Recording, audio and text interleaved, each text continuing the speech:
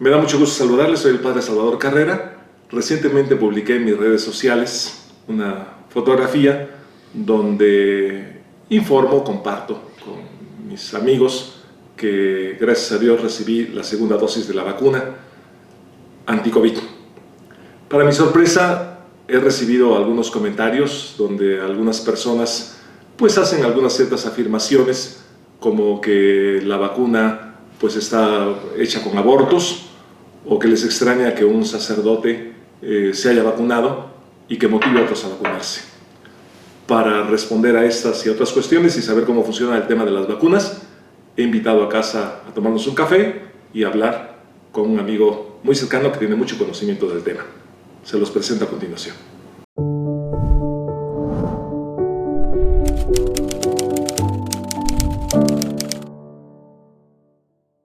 Tengo aquí conmigo a José Antonio Constantino Guillén.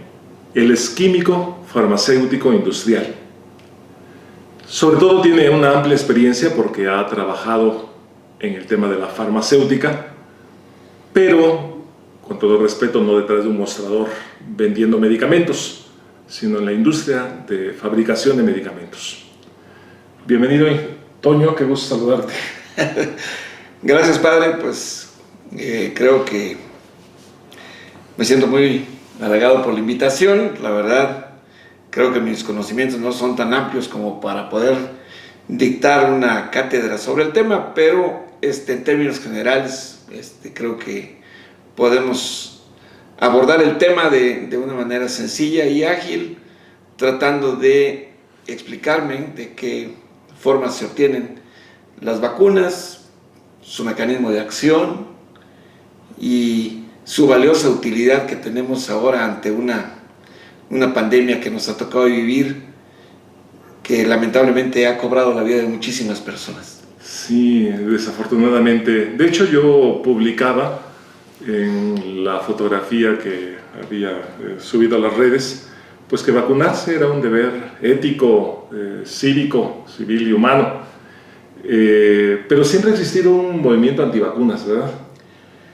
Pues desgraciadamente la falta de información o el exceso de información mal intencionada ha llevado a la gente a formarse una idea errónea de lo que realmente son las vacunas, a tal grado de que sienten miedo, sienten aberración, sienten que es una falta moral en algunos casos, otros que nos van a robar la identidad, que nos van a cambiar el chip, que nos van a manejar como si fuéramos unos zombies y unas historias bastante irrisorias, que pues tiene su origen, como lo comentabas en un momento, de la falta de información veraz, porque hoy desgraciadamente las redes sociales son tan buenas para comunicar cosas buenas como también las malas. Entonces hay personas sin escrúpulos que aprovechan esos medios para filtrar información de no muy buena calidad y desgraciadamente hay mucha gente que se las cree. Podríamos pensar que hoy hay exceso de información y falta de formación, que no es lo mismo. La gente está muy informada, pero no está formada.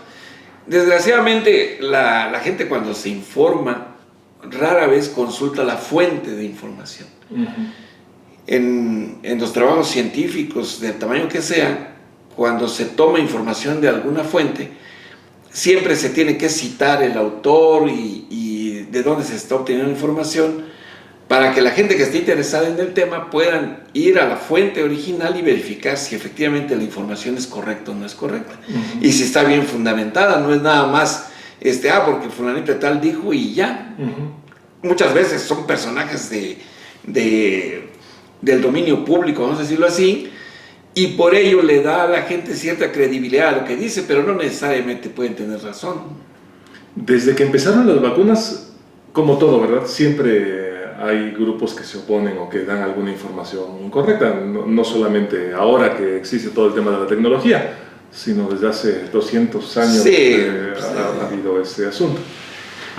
A mí me extrañaba, por ejemplo, entre las cosas que me comentaban, pues por ahí iré comentando algunas, pero ¿realmente estamos siendo conejillos de indias con la vacuna anti-COVID? Que es una de las cuestiones que algunas personas me comentaban, dice, yo no voy a ser conejillo de indias de nadie.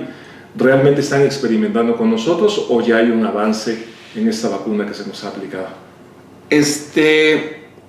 Afortunadamente no somos conejillos de indias, al contrario, creo que llegamos en este momento crucial de la evolución científica, donde las vacunas ya han evolucionado. Como tú bien mencionaste desde el principio, las vacunas existen en el mundo más o menos desde hace 200 años. Y las vacunas de hace 200 años no tienen nada que ver con las que estamos haciendo ahora. Guardan algunas similitudes, algunas vacunas, no todas. Pero obviamente han venido evolucionando a través del tiempo. Y hoy en día tenemos unas vacunas modernas, muy modernas, que nos permiten obtener defensas contra ciertas enfermedades sin exponer a nuestro organismo a que desarrolle la enfermedad o que desarrolle algunos efectos secundarios adversos.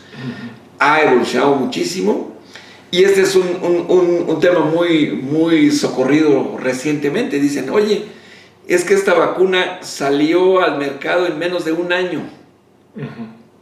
Porque empezaron a asomar los primeros indicios de las vacunas el año pasado, cuando todavía iba en evolución la pandemia en sus momentos más álgidos. No, afortunadamente no, estas vacunas tienen más de 30 años de investigación y es un modelo muy innovador que en un momento más, si tienes a bien, lo podemos comentar. Y en el tema de las vacunas de COVID, precisamente, cuando menos hay 3 formas diferentes de obtención de las vacunas. No es solo una, hay 3 formas, cuando menos, de las que conocemos y de las que han sido aceptadas en varios países para ser utilizadas como emergencia para contener esta pandemia. El hecho de decir que estas vacunas, por ejemplo, ya tienen su cierta antigüedad, pues es que los virus y los coronavirus no son nuevos tampoco. No, ¿verdad? O sea, bueno, sobre todo el coronavirus. Porque de virus siempre se ha sabido que hay, pero el coronavirus... Bueno, el coronavirus es un tipo de virus por su forma que tienen. Cuando se ve, parecía que tuviera una corona, pero en realidad es una esfera llena de picos por todos lados, como aquellos famosos grilletes de las caricaturas, ¿no? Que es una bolita con un montón de picos para todos lados para que no se pueda mover el reo. No, los virus son más antiguos que el ser humano en la Tierra. Y además hay cientos de miles de virus, ¿no? Entonces... millones de virus y afortunadamente no todos se pueden propagar o contagiar o enfermar al ser humano. Gracias a Dios hay muchísimos que son aparentemente inofensivos y que no llegan a nosotros. Son, parece que necesarios para la vida también, los virus. Estaba viendo un reportaje sobre la famosa fiebre española de 1918, que no era española, que nació en Estados Unidos, pero luego también en este reportaje se anunciaba pues que más o menos cada 30, 40 años hay una pandemia grande, porque anunciaron la del 18, luego una en el 50, y anunciaban también que estaban esperando una pandemia importante, que es ahora la que hemos vivido. Pero también algo que escuchaba yo en el reportaje es que tenían como cierta similitud, por así decirlo, el tema de las pandemias con los virus. Bueno, la pandemia, como tú bien dices, puede ser, si no cíclica, no va a ser la única ni la última la que ocurra. En el caso de los virus, ocurre algo espectacular. Como estamos hablando de una reproducción muy acelerada de los virus, el virus en su núcleo, vamos a decir que no tiene núcleo, en la parte interior del virus se contiene una cosa que se llama RNA. Es muy similar al RNA de muchísimos organismos, pero en diferente orden están las moléculas que conforman el RNA, que es la información genética de ese virus. Un virus, para reproducirse por sí solo, no lo puede hacer, porque no tiene la maquinaria genética para autorreproducirse. Necesita usar la maquinaria genética de células sanas, vamos a decirlo en un principio, utilizan su código genético del virus, lo introducen a la célula, y la célula, sin saber que está creando soldados enemigos, se pone a producir virus a una velocidad exagerada, altísima. Entonces, en esa reproducción acelerada se puede cambiar un código de esa cadenota del RNA, se puede brincar uno, faltar uno, y entonces el producto ahora ya no es el mismo que antes, ya tiene un pequeño cambio. Que son las mutaciones. Puede ser una mutación, dependiendo del cambio que haya habido en la cadena del RNA, y ahora podemos enfrentarnos a otra cosa diferente. Preguntan algunos, ¿por qué casi todas las mutaciones o las nuevas versiones que aparecen de un virus son más agresivas? Porque las que salieron menos agresivas, aunque haya sido una falla en la producción, vamos a decirlo así, como no fue ofensiva, no fue agresiva, pues ni se tomó en cuenta a veces, o simplemente se desapareció del mapa. Pero los que lograron sobrevivir y causaron más daños son las que brincan y dicen, ¿qué pasó aquí? Y entonces ahí encontramos nuevas variantes o nuevas cepas o lo que sea, ¿no? de ese virus. Concretamente, creo que se responde bien con todas esas explicaciones. No estamos siendo conejillos de indias con la vacuna del... No, al contrario. Al contrario. Sí. Gracias a este tipo de vacunas con los virus, se han podido salvar muchas vidas. Así es. Las que son generadas por virus. Vamos a si te parece bien, a comparar o analizar las vacunas para virus que se están produciendo ahora para el COVID. Como te comentaba hace rato, son 3 tipos de orígenes de las vacunas. Las más antiguas, las que tienen su origen, como tú bien mencionabas, hace más de 200 años, o alrededor de 200 años. ¿Cómo se obtenía una vacuna? Por lo general, se tomaba en aquellos tiempos suero sanguíneo de personas infectadas, para de ahí inocular a personas sanas, para que desarrollaran la enfermedad, pero ya no tan severa, supuestamente, como el caso original. Y además ese suero se supone que ya llevaba anticuerpos que esa misma persona enferma ya estaba desarrollando en contra de esa enfermedad. A ver, me perdí un poquito, y que a lo mejor también los que están escuchando también se perdieron un poco.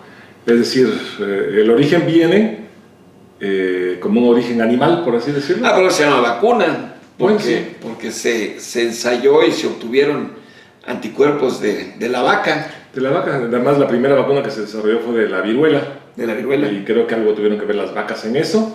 Los que ordeñaban no les daba. Exactamente, no les daba la viruela, y de ahí vino como el descubrimiento. Algo ha de tener la vaca que protege a los ordeñadores. Correcto, sí. Y con eso no se enferman. Entonces, lo apuntas muy bien. En un principio se utilizaban animales para obtener las vacunas. Y sobre todo se buscaban animales que tuvieran muchísima sangre. Caballos, camellos, vacas, animales grandes que se le podía sacar una buena cantidad de sangre y de ahí a obtener algunas vacunas. Va pasando el tiempo, sin embargo, necesitamos obtener las vacunas de un ser vivo. Ahora, hay diferencias entre vacunas contra virus y contra bacterias y contra otras cosas. Los virus son mucho más pequeños que una bacteria, entonces es mucho más difícil de tratar. Entonces, viene evolucionando, y ese tipo de obtención de vacunas de seres vivos ya no se hizo o ya no se hace a partir de seres vivos completos, sino que se utiliza el cultivo de células en el laboratorio se reproducen células y ahí se pueden inocular con el virus. Imagínense ustedes. Concretamente, ingeniero, ya en este momento la gente se está preguntando lo que también me han cuestionado. Acusan algunas personas que las vacunas vienen de niños abortados, de abortos. Y que de abortos es de donde sacan este tipo de células. ¿Eso es cierto? No necesariamente. ¿Nada más es cierto o no es cierto? No. Porque... Nada. Imagínense qué cantidad de abortos se necesitan para tener todas las vacunas que se ocupan. Bueno, hay miles y miles de abortos, cientos de miles de abortos. Pero no. Pero concretamente, bueno, tú trabajaste en la industria farmacéutica y todo esto. No. Pero se utilizan los... No. Entonces, ¿cómo obtener las células? Hay varias formas y en la historia nos dice que se han obtenido vacunas o más bien células de pulmón de embriones o de fetos en 2 ocasiones nada más en la historia de las vacunas. ¿Y por qué razón? La explicación es muy sencilla. Se necesitan células humanas para empezar, porque las vacunas están dirigidas hacia el ser humano. Necesitamos esas células humanas. Punto número 1. Punto número 2.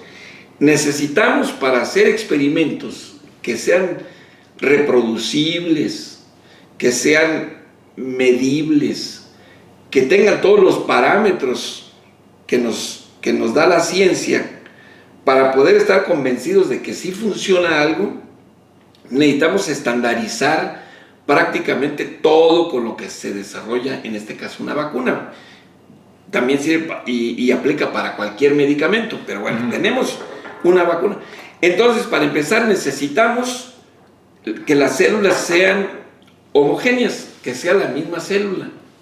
Entonces, cuando se toma una célula o un poco de tejido de un pulmón, de un producto que está en desarrollo, podemos conseguir reproducir esa célula en el laboratorio de tal suerte de que es la misma célula, pero muchas copias de la célula. Entonces, si hacemos una prueba con una célula, lo más seguro es que va a funcionar igual en todas las demás células, porque son similares. Pero la célula no necesariamente tiene que venir de un bebé abortado. No es de que agarremos eso y lo llevemos y le ponemos un virus. De acuerdo a las normas que se aceptaban por allá de 1960 y tantos, una cosa así, 1962, se autorizó por las autoridades científicas poder utilizar células de pulmón de un aborto. Y nada más se utilizaron 2 casos de abortos desde esa época. Y esas células que se obtuvieron en esos ensayos, vamos a decirlo así, se han ido reproduciendo y mantenido en el laboratorio durante todas estas décadas hasta nuestros días. Ahora, son 2 casos los que se conocen, que en el año 62 y todo esto. A reserva, pues, porque hablar del aborto, pues, en la iglesia lo consideramos un crimen. Así es. Pero no necesariamente debe de ser un aborto provocado. No. Porque hay muchos abortos que no son crimen porque no fueron provocados. No, de ninguna manera. No sé cuál sería exactamente la palabra, pero los abortos se pueden dar por muchas circunstancias. Inducidos, vamos a decirlos, pero no, en este caso son abortos fortuitos que se aprovechó la oportunidad para tomar una muestra del pulmón y conservarlo y reproducirlo, como se hace, y lo comentábamos el otro día contigo, con las células de la piel. Hay bancos de piel donde a través de laboratorios se puede ir reproduciendo las células, y en el caso de personas con quemaduras de 2º o 3er grado se le puede poner un injerto de piel que le permite salvar la vida. Concretamente, ¿la vacuna anti-COVID está hecha con bebés abortados? No. Aunque sean abortos no inducidos, aunque sean abortos o sea, que no sean crimen, por así decirlo. No. Como te estaba explicando, mire, se tiene ese pedacito de tejido. Vamos a poner un ejemplo, como si fuera una semilla. Y tú lo pones en una macetita o en un espacio para reproducir esa semilla, y empezaste con una semilla y al rato tienes 10, tienes 20, tienes 40, porque esa célula se puede dividir en 2 y cuando tenías una ahora ya tienes 2 células, y después de tener 2 células ahora ya tenemos 4, y si mantenemos esas células en las condiciones adecuadas, lo podemos conservar por muchísimo tiempo, e ir aumentando su volumen y tomar eventualmente un pedazo de esa siembra de células y utilizarlas para hacer algunas pruebas de algunas vacunas, como es este caso.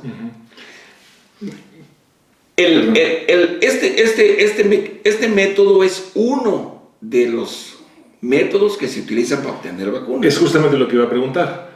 ¿Todas las vacunas utilizan células humanas o hay vacunas que no utilicen células humanas? Sí, las hay. Sí. Y en este caso de la anti-COVID... Por eso te comentaba, hay 3 formas, cuando menos ahorita, de las conocidas y autorizadas. Estamos en la primera. Bueno, la primera era del origen animal. Ese mismo origen animal nos lleva hasta estas células. Correcto. Es el mismo mecanismo. Ahora en la actualidad, ¿cómo se hace? Tenemos ese cultivo de células. Entonces, se toma, haz de cuenta, un coronavirus. Y se infecta a propósito una célula de esas. Entonces, esa célula que se infectó va a empezar a contagiar a todas las demás que están en ese cultivo. Y llega un momento que todo ese cultivo de células se infectó de coronavirus. Entonces, cuando ya están infectados todo ese lote, vamos a decirlo así, ahora los científicos lo que hacen es destruir a medias el virus. ¿Cómo se hace? Puede ser con algún producto químico, puede ser con temperatura. Hay diferentes formas de hacer pedazos los virus dentro de ese... Lo que antes se hacía dentro del cuerpo. Lo que antes se tomaba una parte del suero, por ejemplo, del infectado, que ahí va eso, pero con otras cosas. Cuando no existía todo lo que hay ahora de microscopios de alta potencia y todas estas Entonces, ese era uno de los riesgos. Se tomaba parte del suero de una persona que estaba infectada, llevaba ciertos anticuerpos, llevaba el virus atenuado, vamos a decirlo así, pero también llevaba otras cosas, albúminas, otras proteínas que también podrían generar cierta reacción secundaria al que estaba recibiendo. Entonces, no había tanto control porque no era tan específico el medio de cultivo, vamos a decirlo así, para que nada más nos fuéramos sobre el propio virus. No podíamos separar todo lo demás. Ok, muy bien, creo que está más o menos entendido, y para no confundir tanto... Para terminar este primer ejercicio de cómo se hacen las vacunas, voy a terminar diciéndote esto. Tenemos ya el lotecito, imagínense un lotecito de células cultivadas, infectadas con el virus. Ya todo eso ya se infectó. Entonces lo agarramos y lo metemos, hagan de cuenta, al horno de microondas. No es el caso, pero vamos... Para entenderlo. Lo metemos, le damos una calentadita, como se dice por ahí, y ya lo sacamos todos atarantados o muertos, en trozos. Entonces ahora se toma eso y ya te lo pueden inyectar y ya llevas unos fragmentos del virus nada más, ya no ve el virus enterito, y entonces el riesgo de que desarrolles la enfermedad ya es mínima. Correcto. Por el hecho de haberte inoculado ese microbio atenuado. Muy bien, ese es con células humanas. Eso es con células humanas. Muy bien, ¿y sin células humanas? Hay otros 2 mecanismos, cuando menos de los que están funcionando ahora con las vacunas anti-COVID. Ha sido una forma concreta y breve para que la gente claro, para que no se pierda tanto. Ahora, imagínense que en vez del cultivo de células, tenemos un cultivo de virus inofensivos de origen animal. Por ejemplo, se utilizan algunos que provienen de algunos monos y algunas cosas de esas, pero son virus inofensivos que por sí solos al ser humano no le hace nada. Pero como necesitamos que ese virus haga el trabajo de infectar, llevando la información del virus malo, entonces los científicos lo que hacen es inocular ahora a los virus, ya no a las células, a los virus que se obtienen de origen animal, se inoculan con la información genética del virus malo.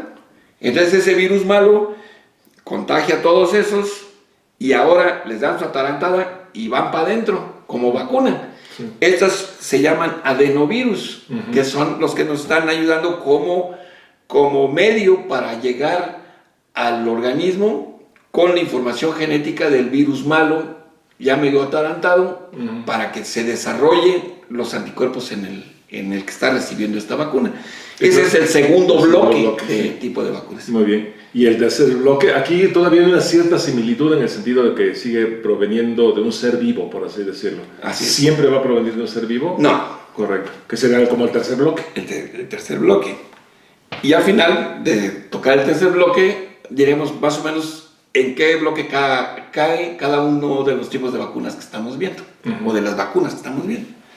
El tercer bloque está muy interesante y es la innovación de la ciencia, vamos a decirlo. Esto tiene más de 30 años de investigación. Una señora de origen turco que fue a estudiar a Alemania y después se fue a Estados Unidos, inició con esta teoría, y la cual es una verdadera maravilla. Voy a tratar de hacerlo muy sencilla, la explicación. Muy concreta y muy sencilla, porque si no nuestra gente se nos pierde y es importante que se entienda bien. Bueno, yo creo que la gran mayoría de las personas hemos escuchado del famoso DNA. El DNA es la información genética de cada ser vivo. Ese DNA está contenido dentro de todos los núcleos de nuestras células y cada uno tiene un DNA diferente. No existen dos DNAs iguales. A menos que fuera un gemelo auténtico. Pero en la mayoría de los casos, cada quien tiene su es como una huella digital. ¿Te das cuenta? Sí. Por eso el análisis del DNA en cuestiones forenses ayuda para determinar la identidad de una persona. Este DNA es una cadena, imagínense, eslabones, pero de tamaño increíble. Larguísima la cadena, pero los eslabones no son tan diferentes. En el DNA nada más son 4 eslabones diferentes. Y en el RNA, que ahorita les voy a explicar qué es el RNA, también es de 4, nada más con uno diferente a los del DNA. Bueno, entonces tenemos el núcleo de la célula y adentro está el DNA enrolladito. Y son kilómetros y kilómetros. Y curiosamente, segmentos de ese DNA contienen la información genética de cada uno de nuestras partes del cuerpo. Entonces imagínense ustedes que alguien se corta la piel y empieza a sangrar. Entonces se tapa, se coagula, etc. Y ahora para resanar la piel necesitamos células de piel de ahí. Entonces nuestras células que están ahí cerca de su núcleo, donde está todo ese enjambre de información, hay un pedacito que codifica para la proteína de la piel. Entonces sale del DNA una tripita que se llama RNA mensajero, que lleva la información nada más de la piel que necesitamos. Entonces es un pedacito de cadena que se desprendió de ahí, no que se quite un pedazo y se va, sino que se replica y se hace como una copia, como un sello, le sellas y sale un pedacito, y ahí va la tripita esa, llega a donde está la maquinaria genética de la célula y se empieza a producir las proteínas de la piel. Salen de la célula, llegan donde se ocupan, se tapa la herida, se resana la piel, y ya una vez que se sanó, hay una retroalimentación y le dicen: paren máquinas, ya no ocupamos proteínas de piel, ya sanó la cosa esta, y hasta ahí llegamos. Así funciona nuestro sistema genético y nuestra producción de las proteínas. Entonces estos señores investigadores, observando eso, dijeron: ¿qué pasa si del virus, que tiene un código genético en su interior de tipo RNA, Ahora se escucha mucho eso de que, ya descifraron el genoma del virus. ¿Qué es eso? Hacen la secuenciación, saben esas 4 moléculas en qué orden están en toda la cadena. Que es una cadenota enorme, aunque sea un virus, aunque sea una cosa tan pequeña el virus, tiene un código genético bastante largo. Entonces, los científicos empiezan a buscar qué parte de esa cadena es la que codifica para producir ciertas partes del virus. Entonces, como lo comentamos en un principio, el coronavirus tiene una forma esférica y tiene unas púas, unas puntas, que si se ve así de ladito, pues pareciera una corona, pero en realidad lo tiene en toda la superficie. Sí. Entonces esas proteínas se llaman spike. Las puntitas. Las puntitas. Clavos o espinas. Sí. Y eso va y se pega en las células buenas y de ahí no se sale, y ahí es donde inyectan su información genética para autorreproducirse.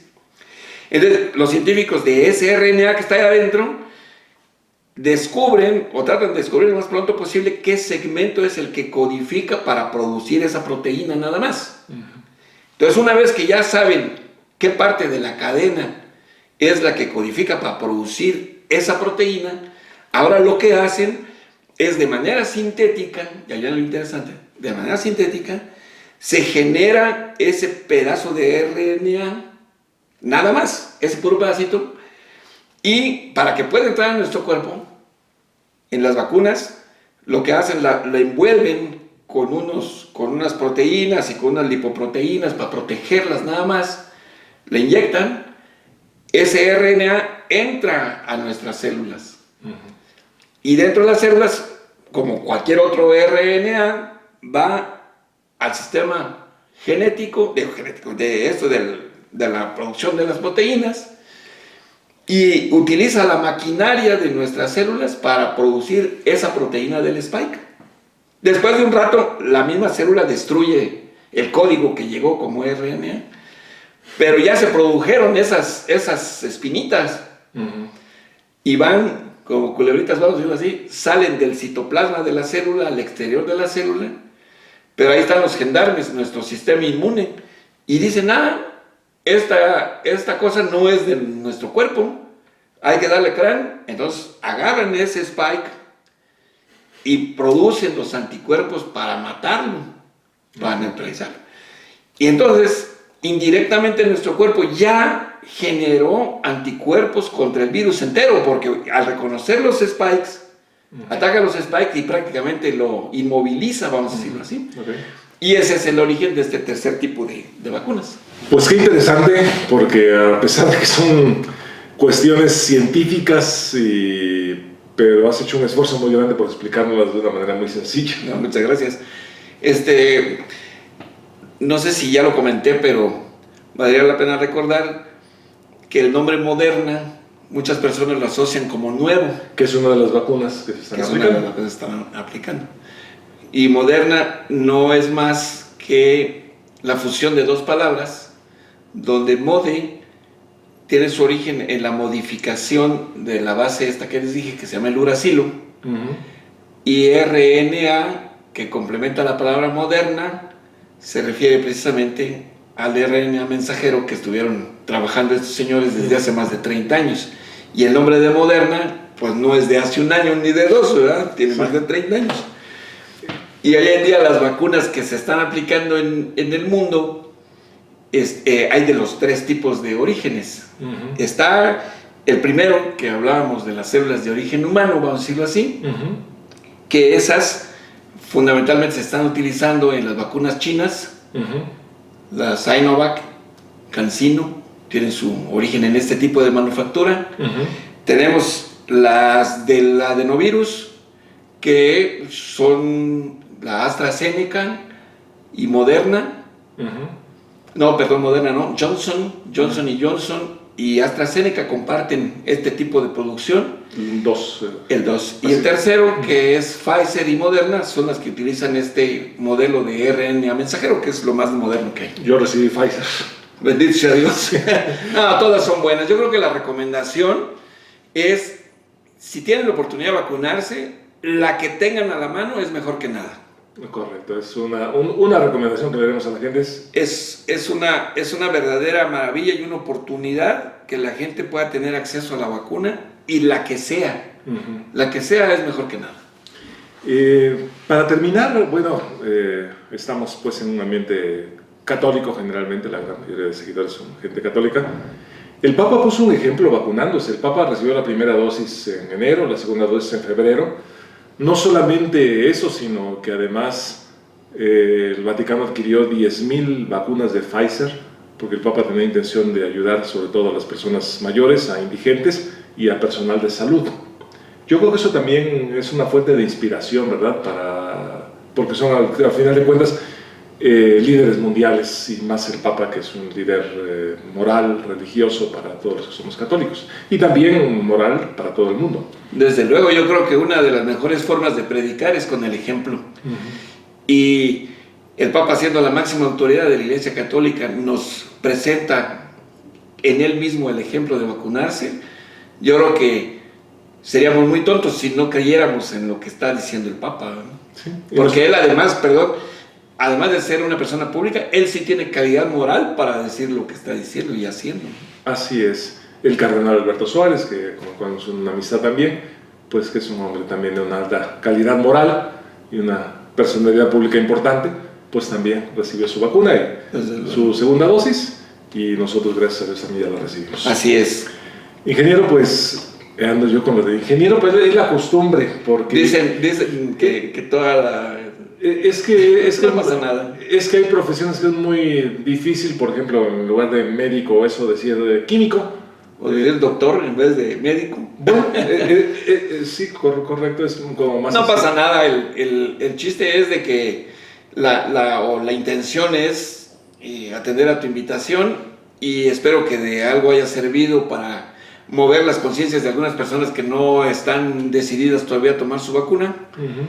Y espero contribuir, aunque sea con un pequeño granito de arena, para que desde nuestra trinchera podamos contribuir a que se pueda sofocar esta pandemia que desgraciadamente ha causado muchísimas muertes y muchos daños económicos a muchísimas personas. Tanto daño que ha hecho, pero espero que pues no solamente sea una motivación para todos, empezando conmigo. Ha sido de un gran conocimiento saber cómo funciona este asunto de las vacunas, los medicamentos, y siempre en torno a esas cosas surgen muchos mitos, que como lo comentábamos al principio, es importante que la gente esté formada y que no se dejen llevar por cualquier tipo de información que vean en las redes sociales. Yo les recomiendo de que si ven algo que les llame la atención, busquen la fuente, que sea una fuente confiable quien está emitiendo la información, y aún con eso hay que tener sus reservas. Hay que investigar si realmente les interesa un tema de estos.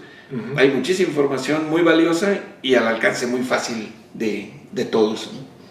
Pues muchas gracias por estar con nosotros, por haber seguido esta conversación. Soy el Padre Salvador Carrera. Les invito a suscribirse a mi canal de YouTube y a seguirme en las redes sociales. Hasta muy pronto. Hasta luego. Que Dios les bendiga. Con el favor de Dios, nos veremos pronto.